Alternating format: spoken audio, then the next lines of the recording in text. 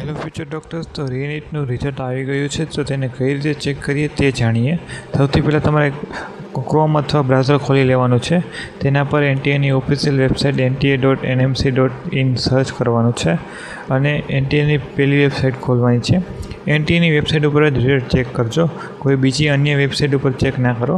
જ્યારે એનટીએની વેબસાઇટ ખોલો ત્યારે નીચે સ્ક્રોલ કરજો, ત્યારે તમને અહીંયા સ્કોર કાર્ડ ફોર નીટ 2026 લખેલું બતાવશે. તેના પર ક્લિક કરવાનું રહેશે.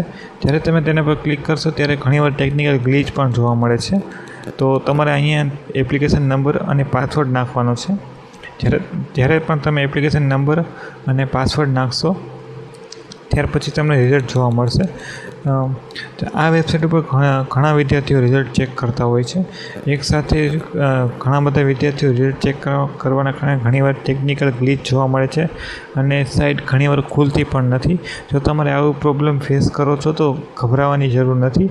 તમને રિઝલ્ટ ત્યાર પછીના થોડા સમય બાદ જોઈ શકો છો.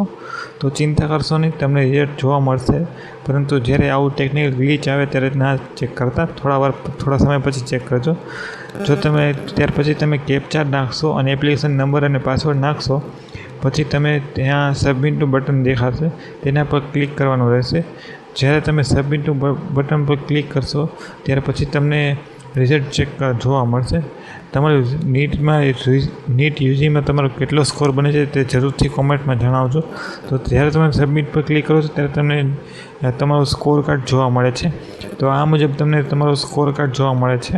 અહીંયા એક સ્ટુડન્ટનું સ્કોર કાર્ડ છે, તો આ મુજબ તમને તમારું સ્કોર કાર્ડ જોવા મળશે. તો આવા જ પ્રકારના વિડીયો જોવા માટે અમારી ચેનલ સાથે જોડાયેલા રહેજો. તો થેન્ક યુ. તમારું નીટમાં યુજીમાં કેટલો સ્કોર બને છે તે જરૂરથી કોમેન્ટમાં જણાવજો. જો તમને કોઈ પણ પ્રકારની પ્રોબ્લેમ જણાય તો જરૂરથી કોમેન્ટમાં જણાવજો.